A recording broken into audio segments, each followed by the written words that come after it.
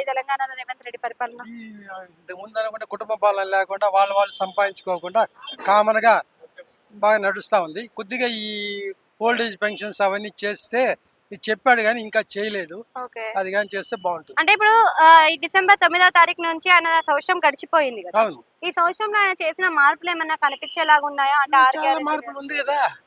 Guarantee ఉంది, electricity bill ఇచ్చాడు, మళ్ళా మీకు బస్సెస్ ఫ్రీ ఉంది. అవును. మోస్ట్లీ ఎంత మనకు ఆకలిగా ఉంటే ఏది కావాలో అది ఫస్ట్ వచ్చేసింది.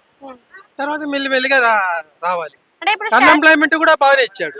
స్టాచ్యూ ఇనాగ్రేషన్ అయింది కదా, అవును. దానిపైన మీ అభిప్రాయం ఏంటి? దాని మీద అంత పెద్దగా నేను కామెంట్ చేసేవాడిని కాదు. అంటే పార్టీ మారినప్పుడల్లా విగ్రహాన్ని అది మారుస్తాం. మార్చడం పద్ధతి కాదు. ఒకటి కామన్ గా ఉండాలి ఏది కూడా.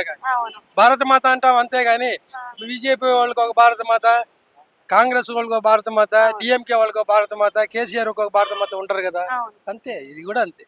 ఓకే. అంటే ఆయన పరిపాలన బెస్ట్ అంటారా, ఇప్పుడున్న పరిపాలన బెస్ట్? ఇదే బెస్ట్. ఇదే బెస్ట్. ఎందుకు ఫ్రీ బస్ మీకు నచ్చట్లేదు? ఆడవాళ్ళకి అందరికి కూడా మంచి మంచిదా? మంచి పద్ధతి అది నీకు నచ్చిందా? నచ్చింది. తప్పు అది. ఒక్క నిమిషం. బుక్కట్ ఎవరికో ట్రావెల్ చేయొద్దు, బుక్కట్లు ఇచ్చేయాలి. ఒక్క నిమిషం.